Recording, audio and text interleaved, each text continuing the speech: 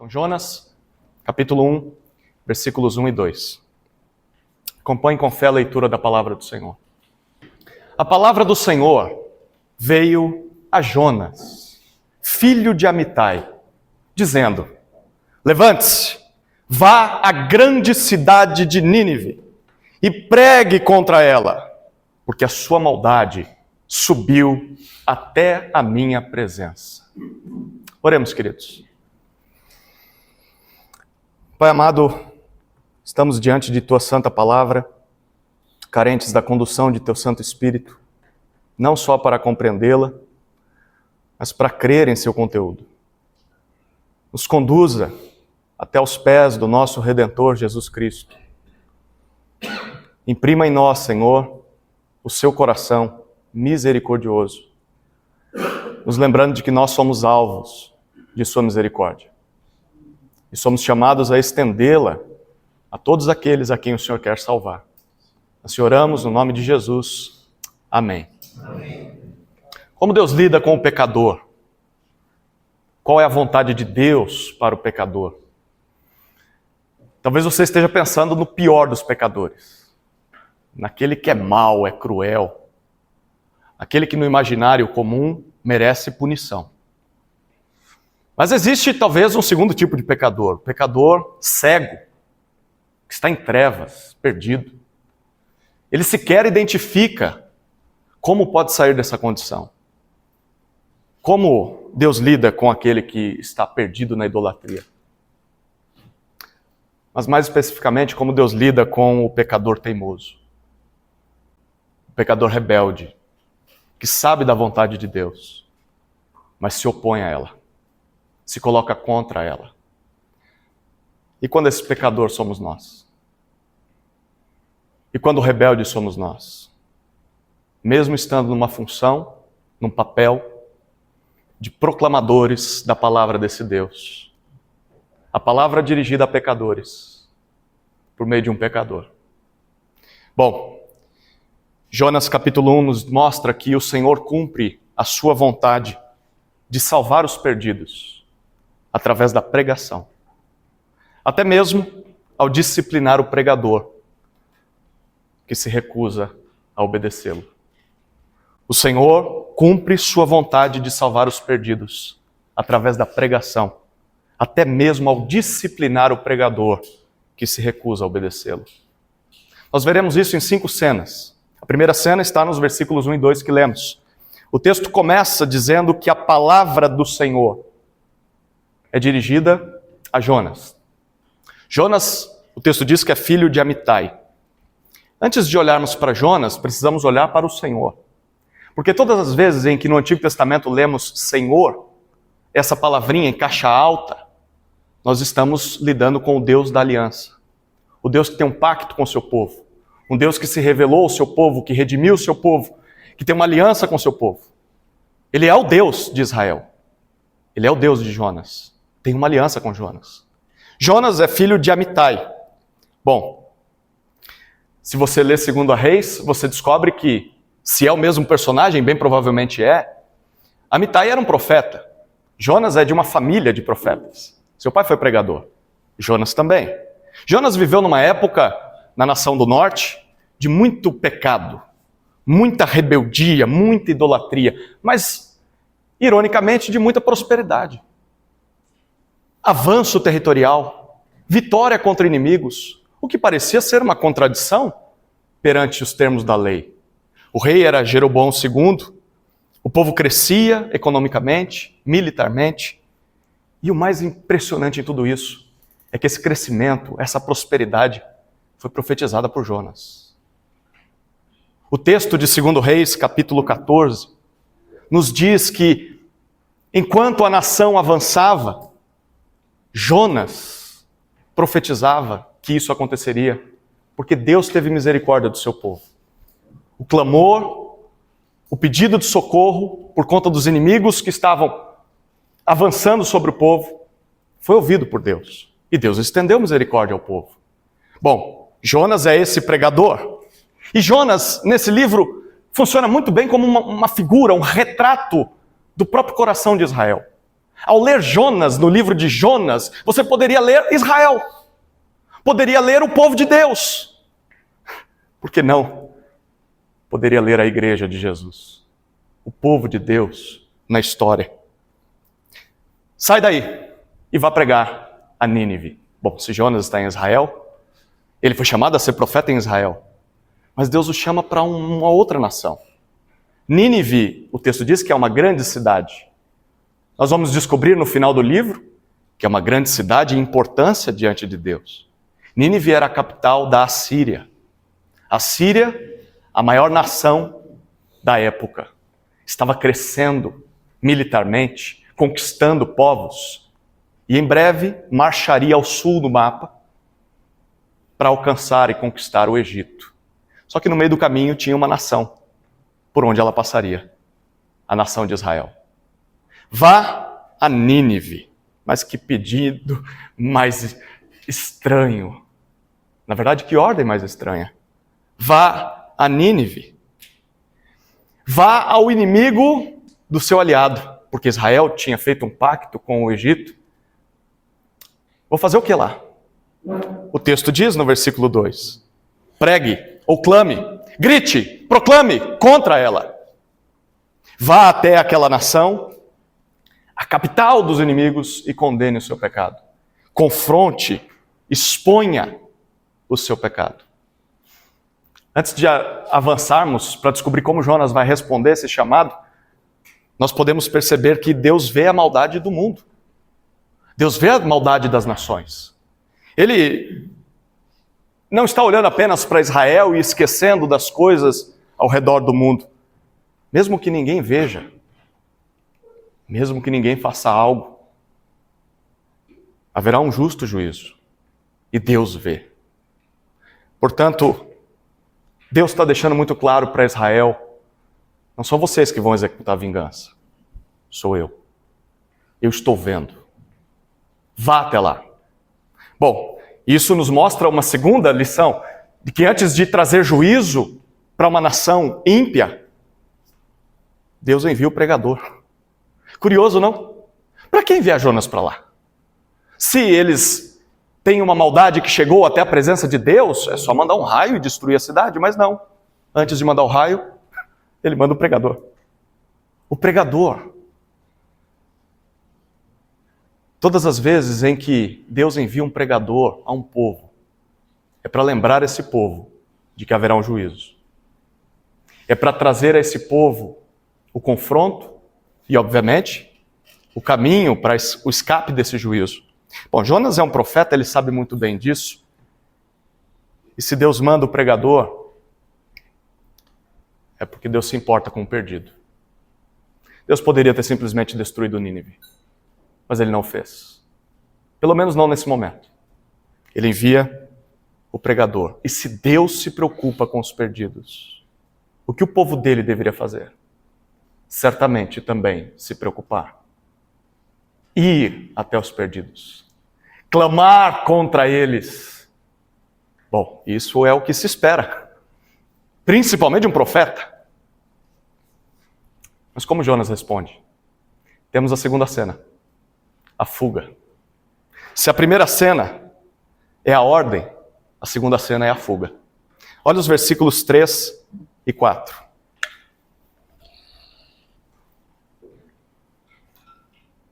Jonas se levantou, mas para fugir da presença do Senhor, para Tarsis. Desceu a Jope e encontrou um navio que ia para Tarsis.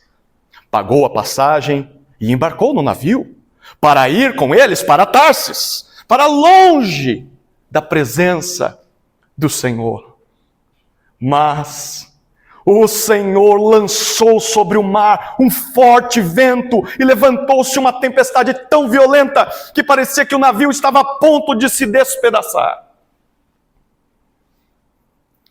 Bom, Jonas se levantou, mas não para fazer o que Deus mandou. O texto enfatiza: Jonas, ao invés de ir em direção a Nínive, ele prefere ir em direção a Tarsis. Onde é Tarsis? Bom, tanto faz, Porque na geografia, Tarsis é oposto à direção onde ele deveria ir. Ele deve ir para cá, Deus o mandou para cá, ele vai em direção contrária. Outro continente, outro canto. Ele não quer cumprir a missão de Deus. E o texto deixa muito claro que é para fugir, olha que curioso, fugir da presença do Senhor. Ele quer ir para longe. Como pode um profeta do Deus de Israel, que conhece as histórias, que conhece a lei, que sabe que Deus não é um Deus local, Deus está em todos os lugares. Desde Abraão, Deus foi invocado em vários lugares. Como pode um profeta de Deus se esconder ou tentar se esconder da presença do Deus que criou todas as coisas? Bom, o texto no versículo 4 diz que não dá. Porque Deus vai atrás dele. E vai atrás dele em forma de tempestade. Faz surgir uma grande tempestade, a ponto de quase despedaçar aquela embarcação. Deus o encontra. E o encontra com disciplina. Deus traz as consequências dos seus atos para lembrar Jonas, não dá para fugir da minha presença. A pergunta que nós devemos fazer aqui é por que Jonas fugiu? Por quê? Bom, só o capítulo 4 nos responderá. Mas nós estamos lendo o capítulo 1 ainda. Imagine-se sendo Israel recebendo esse livro sem saber o final da história. Por que, Jonas, você está fugindo? Bom, talvez Jonas estivesse com medo de morrer. Os ninivitas eram como terroristas hoje em dia. Imagine, você vai chegar num terrorista e acusar ele, apontando o dedo no nariz dele. Talvez Jonas, o motivo principal seria, estivesse pensando, e se eles se arrependerem? E se eles me ouvirem? Bom, se eles me ouvirem e se arrependerem, eu conheço o coração do meu Deus. E ele já disse isso na lei, que se houver uma nação que ouvir a sua palavra e se arrepender, ele vai retirar o juízo dessa nação. Aí que mora o problema. Porque essa nação é nossa inimiga. E aí entra talvez um terceiro motivo por que Jonas está fugindo. Não só pensando em Israel, porque a gente vai ver que Jonas não se preocupa com muita gente não, além dele mesmo. Jonas sim está pensando em Israel. Mas segundo o livro de Reis, Jonas é um profeta da prosperidade. Jonas é um profeta que diz que tudo ia dar certo. De que eles vão avançar. E da noite para o dia ele sai de Israel e vai para a nação inimiga para pregar na nação inimiga. O que esse homem está indo fazer lá? Como fica a minha imagem? Como fica agora a mensagem que eu acabei de dizer com a nova que irei dizer? Como fica a minha vida nisso tudo? Bom, por mais que tentemos fugir, porque temos os nossos motivos, fica muito claro que é impossível fugir da presença do Senhor. Não dá. O Senhor sempre vai nos encontrar. Seja por bem, seja por mal. É melhor voltar antes. É melhor voltar antes desse encontro em disciplina. Por mais que não entendamos a vontade de Deus, Ele sabe o que faz. Se te mandou pregar para um povo de coração duro e mau, que na verdade merecia, era um raio caído do céu. Mas se Ele mandou você a pregar a esse povo, vai e pregue. Deus sabe o que faz. E Ele tem um plano. Então o nosso trabalho tá bom, pode não fazer sentido para mim, pregar para um povo culpado, condenado, mas o único lugar seguro que há nesse mundo é dentro da vontade de Deus. Então vá e cumpra a missão que Ele deu. Bom, Jonas vai descobrir isso a duras penas. Porque a terceira cena é a descoberta. E nós vemos essa descoberta a partir do versículo 5 até o versículo 12. Olha o que o texto diz. Então, Os marinheiros ficaram com medo e clamavam cada um ao seu Deus. Lançaram no mar a carga que estava no navio para que ele ficasse mais leve. Jonas, porém, havia descido ao porão do navio. Ali havia se deitado e dormia profundamente. O capitão do navio se aproximou de Jonas e lhe disse: "O que está acontecendo com você? Agarrado no sono? Levante-se, invoque o seu Deus. Talvez assim esse Deus se lembre de nós, para que não pereçamos." Os marinheiros diziam uns aos outros: "Vamos lançar sortes para descobrir quem é o culpado desse mal que caiu sobre nós." Lançaram sortes. E a sorte caiu sobre Jonas. Então lhe disseram: "Agora nos diga, quem é o culpado por este mal que nos aconteceu? Qual é a sua ocupação? De onde você vem? Qual a sua terra? E de que povo você é?" Jonas respondeu: "Eu sou hebreu e temo o Senhor, o Deus do céu, que fez o mar e a terra." Então os homens ficaram com muito medo e lhe perguntaram: "O que é isso que você fez?"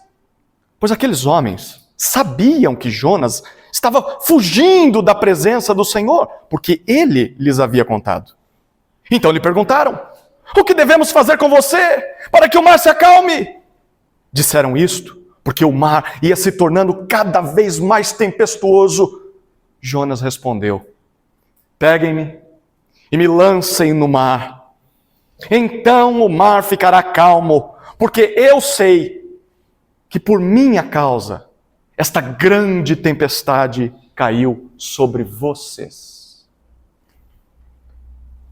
Estamos diante da descoberta, a descoberta dos marinheiros para a causa daquela grande tempestade.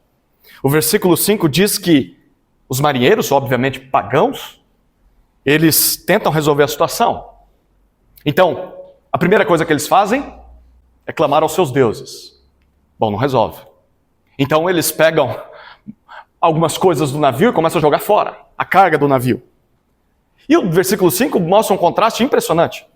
Enquanto está o caos do lado de fora, lá no fundo do navio, no porão, Jonas está dormindo. Mas a palavra que é usada lá é uma palavra muito forte. Inclusive foi a mesma palavra usada em Gênesis, capítulo 2, quando Deus traz um profundo sono sobre o homem para dele formar a mulher.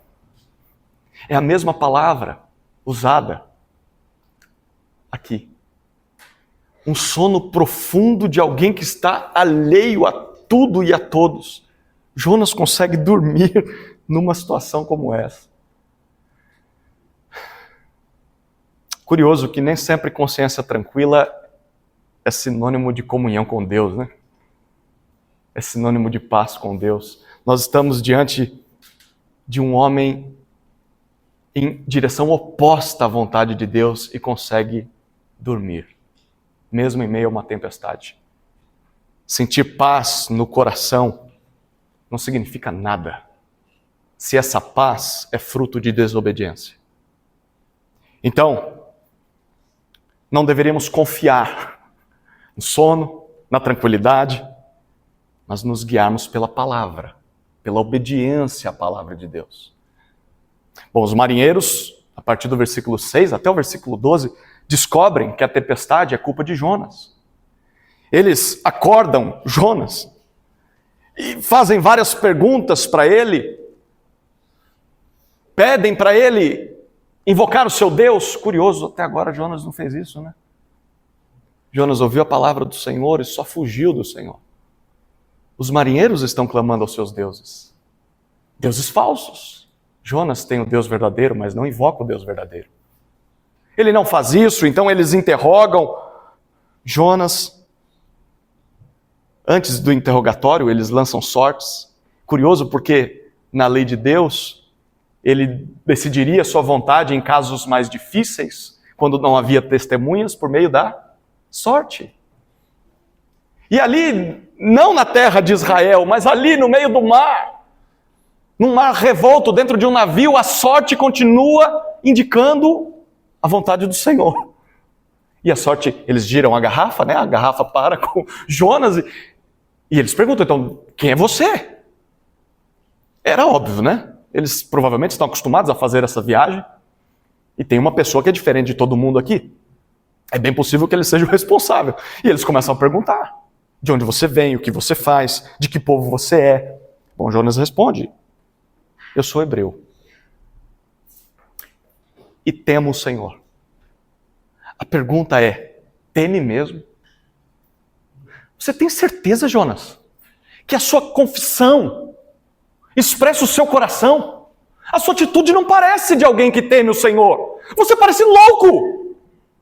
Você diz que teme o Senhor, mas está fazendo exatamente o contrário de sua vontade. Mas eu temo o Senhor. O Senhor que fez todas as coisas. Ele diz o Senhor que fez o céu, fez o mar e fez a terra. Bom, os homens respondem, você está louco? Você teme o Criador do céu, do mar e da terra e foge desse Deus no mar? Você está louco, colocando a gente em risco? Já que você é o cara que teme esse Senhor, qual que é a solução? Jonas diz, eu sei a solução. Mais uma vez, ele não consulta Deus, ele não ora, ele simplesmente tem todos os planos já traçados em sua mente. A solução é, me joguem no mar. Me joguem no mar e a tempestade vai parar. Mas que covarde, né? Por que você não se joga? Tem que ser os marinheiros que vão te jogar? Jonas sabe que ficando no navio ele tem que encarar o Senhor, e se cair no mar também vai ter que encarar o Senhor. Ele só está tentando fugir. Bom, esse trecho deixa muito claro o contraste entre marinheiros pagãos e o homem que teme o Senhor, o Criador dos céus e da terra. Os pagãos descrentes agem mais piedosamente do que aquele que teme o Senhor. Eles invocam seus deuses, mesmo sendo deuses falsos. Eles não tomam uma decisão sem primeiro tentar se certificar de que tem todas as informações. Eles tratam Jonas com bondade. Até melhor do que Jonas, porque Jonas não está nem aí para ninguém. Imagina esse livro sendo lido por Israel. O povo que foi chamado a ser luz para as nações, mas que se tornou pior do que as nações. Conhecendo o Deus único e verdadeiro, se rendeu aos deuses das nações, a ponto de cometer atos que nem nos povos pagãos se via, porque eles misturavam tudo em nome de Deus. Israel está lendo um livro que mostra existem marinheiros pagãos mais piedosos que vocês, mais piedosos que o pastor de vocês, mais piedosos que Jonas. Belo soco no estômago, não? Mas o que mais impressiona aqui é a forma tão cega com que Jonas se comporta. Um coração endurecido, um coração marcado pelo pecado, nos cega, a ponto de deixarmos de orar, a ponto de buscarmos atalhos para solucionar os nossos erros. Nós sabemos qual é a solução para o problema de Jonas. Não é a fuga para Tarsis, não é ser lançado ao mar. A solução dele é se voltar para o Altíssimo. É dizer as coisas que ele tem de dizer, mas ele não diz. Ele vai dizer só no capítulo 4. Capítulo 2 ele vai orar. A gente vai ver parte da verdade do que está no coração dele, mas ele não diz tudo. Porque senão o livro terminaria no capítulo 3, quando Nínive se arrepende. Mas tem o capítulo 4 de Jonas. Enfim, ele coloca o coração dele para fora. Enfim, ele permite que Deus comece a tratar o coração dele. Essa seria a solução. E aí, irmão? Como tem sido a solução para os seus problemas? Está fugindo ainda? Já orou? Já encarou o Altíssimo? Não tem outro caminho. Não tem outro caminho. Encare essa briga. Porque é certo que nós vamos apanhar. Ou você apanha agora, ou você apanha em parcelas. O que é mais fácil? Bom, Jonas está aprendendo essa lição. E Israel também. Israel também. A quarta cena é a solução. Nos versículos 13 a 16 nós vemos isso. Em vez disso, os homens remavam, esforçando-se por alcançar a terra, mas não podiam, porque o mar ia se tornando cada vez mais tempestuoso contra eles.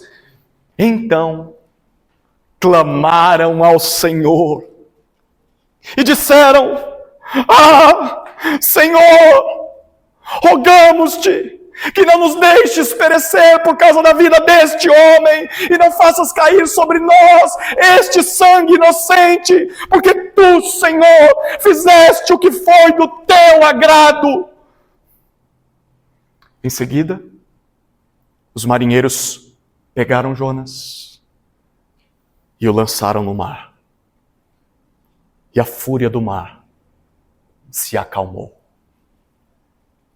Então, esses homens temeram muito o Senhor.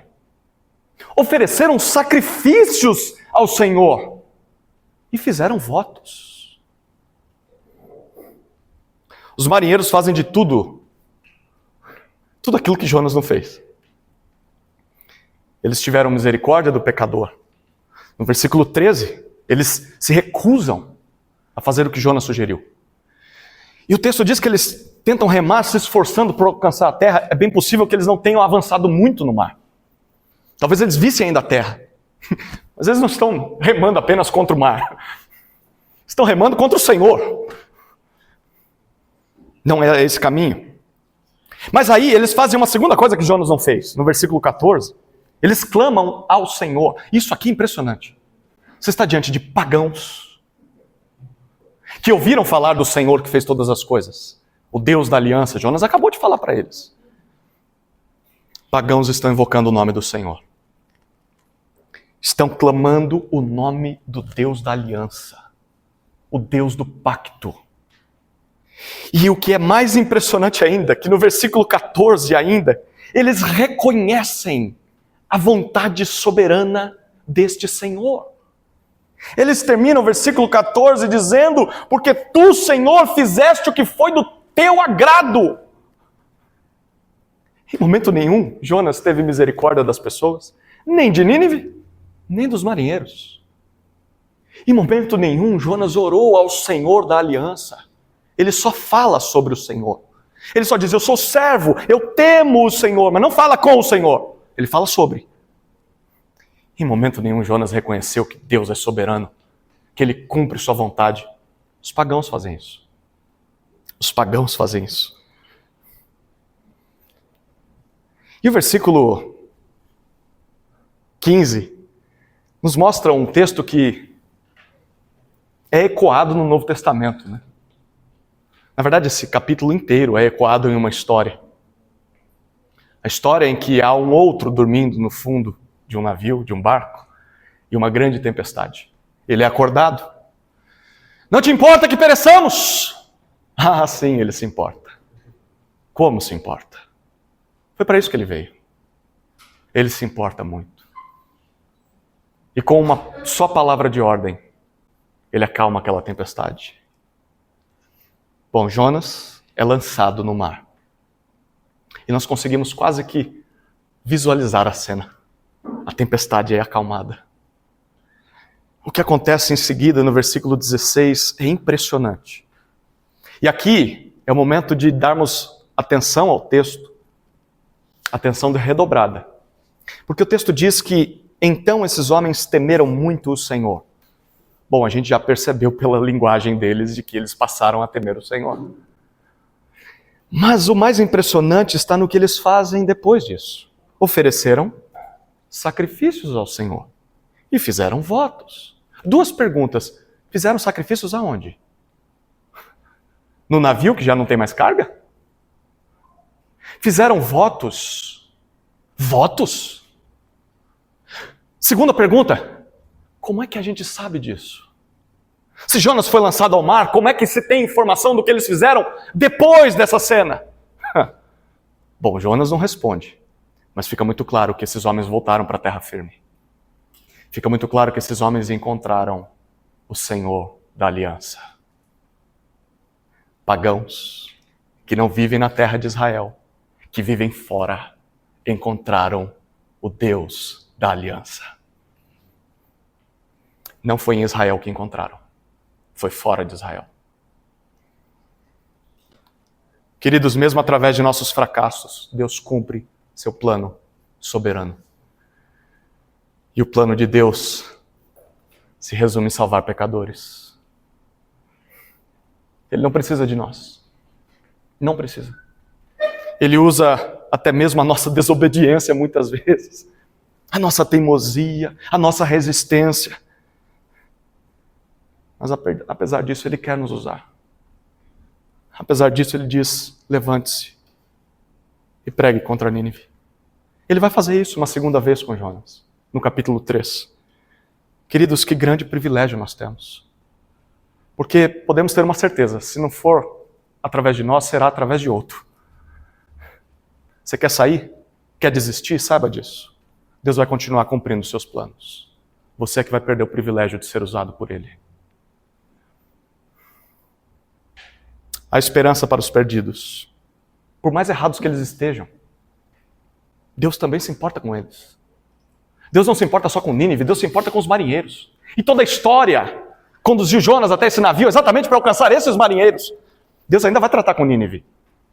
Mas usou a desobediência do profeta para alcançar outras pessoas. Para Deus não há caso perdido. Nós somos um exemplo disso, né? Podemos colocar no nosso RG Jonas, e depois o seu nome. Todos nós somos Jonas. Nós éramos um caso perdido. Mas para Ele não tem caso perdido. Então, se não tem, por que resistir? Renda-se. E não desista das pessoas, porque Deus não desistiu de você. Deus não desistiu de Jonas. Deus não desistiu da nação de Israel. Deus continua fiel às suas promessas. E Ele não desiste da gente todos os dias. Chegamos à quinta e última cena, a compaixão. A compaixão. Curioso. Olha o que diz o versículo 17. Então, o Senhor ordenou que um grande peixe engolisse Jonas. E Jonas esteve 3 dias e 3 noites no ventre do peixe. Deus envia um grande peixe. É impressionante o contraste mais uma vez. Deus manda o profeta, e para cá, o profeta não vai para lá. Deus manda um peixe, o que o peixe faz? Sim, Senhor. É aquele ali? Não morde. Só engole. E ele engole. E lá fica Jonas, 3 dias e 3 noites. O que ele vai fazer ali? Cenas dos próximos episódios. Mas todas as vezes em que eu ouvi essa história quando era criança, e na verdade todas as vezes que vão retratar o livro de Jonas, é um grande peixão com a bocona desse tamanho. Os marinheiros no navio lançando Jonas, e Jonas pronto para cair na água. Não é essa a imagem que te vem à mente? Não parece isso que o texto sugere. Principalmente quando lemos o capítulo 2, porque ele vai dizer que sentiu as algas encostarem em sua cabeça. Jonas foi afundando, afundando, afundando. Dizem que quando estamos prestes a morrer, um filme passa em nossa cabeça. A nossa vida passa diante dos nossos olhos. Bom, Jonas teve isso mesmo. E quando ele está prestes a morrer, essa é a linguagem dele no capítulo 2, o grande peixe vem e o engole. E aí ele ora. Só então ele ora. O peixe é disciplina de Deus para Jonas? O peixe é salvação para Jonas. A disciplina foi a tempestade. Mas agora tem a salvação. Mesmo em desobediência, mesmo em pecado, Deus não desiste daquele que é seu. Por mais distante que você tenha ido, querido, por mais longe que você esteja do chamado que Deus te deu, Deus não te deixará pecar em paz. Ele vai atrás de você. E Ele vai atrás de você com disciplina, sim, mas ao mesmo tempo com alívio. até te trazer de volta. Como eu respondo diante disso? Eu volto! Eu me arrependo, Senhor, aqui estou! O peixe não é juízo para mim. O prega a palavra não é juízo para mim. É salvação. É restauração. Obrigado, Senhor.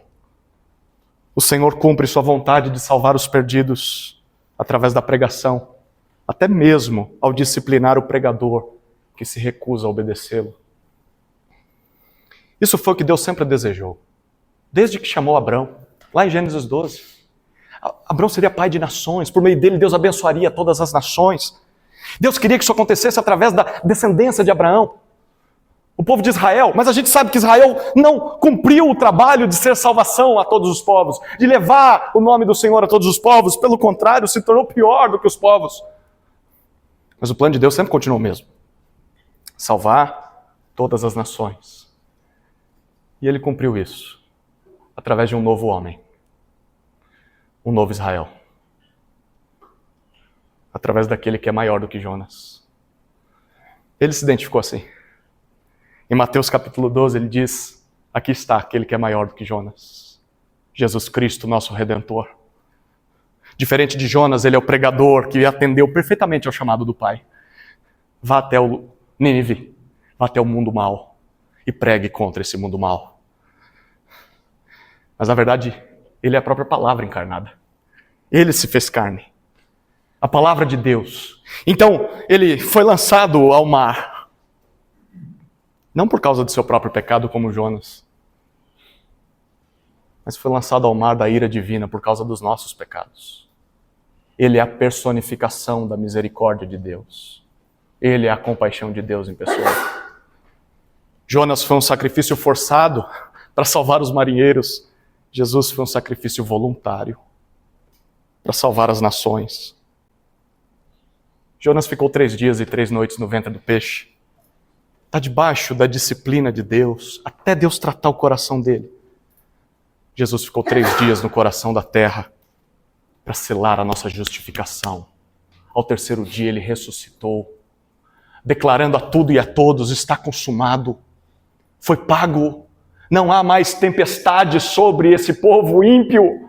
A maldade deles já foi liquidada no meu filho, lá na cruz. A tempestade contra Jonas foi acalmada e contra os marinheiros foi acalmada pela morte de um culpado. A tempestade da ira de Deus contra nós foi aplacada pela morte de um inocente. E hoje ele vive e oferece essa compaixão e essa redenção a nós, queridos. Antes de alcançar o coração de um povo pecador, Deus vai tratar o coração do pregador. Se você quer que o seu povo pare de fugir de Deus, pare você de fugir de Deus. Volte-se para Ele. Volte-se para a palavra. Volte-se para a obediência. Volte a temê-lo. Porque a nossa tendência ao lidar com o sagrado todos os dias é torná-lo profano, trivial. Jonas perdeu a noção de quem Deus era. Os marinheiros recuperaram isso para o leitor. Lembre-se de quem Deus é. Renda-se diante dele. Como Deus lida com o pecador? Bom, o Senhor cumpre sua vontade de salvar os perdidos através da pregação.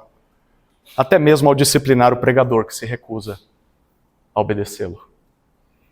Querido irmão, se Deus está te disciplinando, agradeça a Ele, porque é graça, é misericórdia. Você pode diminuir esse processo, né? Pode se arrepender hoje mesmo. Falar, Senhor, eis-me aqui. Qual é a palavra? Qual é a ordem? Farei. E o meu coração? Vou deixar o Senhor tratar o meu coração enquanto eu cumpro a missão. Amém? Amém. Vamos orar, queridos.